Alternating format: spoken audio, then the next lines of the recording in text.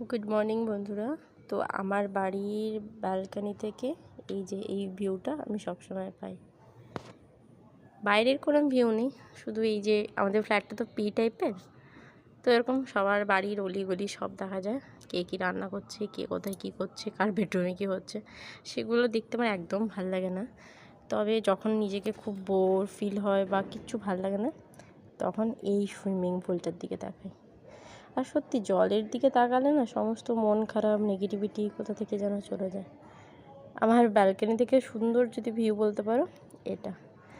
আর ওই সুইমিং পুলের ওইদিকে একটু গাছ লাগানো আছে, অল্প ওই যে রকম ফুল ফুটেছে, খুব বেশি ফুল ফুটছে না এখন, আসলে বৃষ্টি তো প্রচুর হচ্ছে। আর তবে আজকে ওয়েদারটা বেশ ভালো, ঝলমলে ঝলমলে রোদ উঠেছে। আর শনি রবিবার তো এদিকে কান পাতা দেয়, কারণ বাচ্চারা সবাই সুইমিং করে। পুলটা খুব বেশি বড় নয়, তবে খুব ছোটও নয়, মোটামুটি ভাল লাগে বেশ নীল জল দেখতে।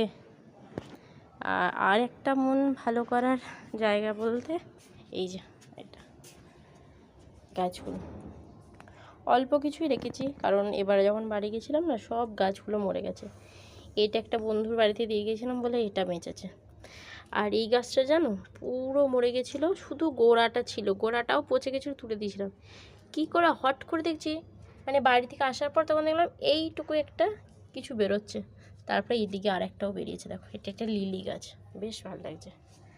আর রেল লিলিগুলো এক পরস্ত ফুল দিয়ে এখন রেস্ট করছে।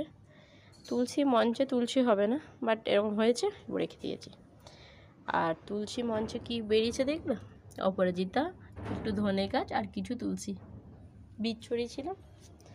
তবে সেইগুলো আমার মন খারাপ থাকলে ভালো হয়ে যায় দেখলে।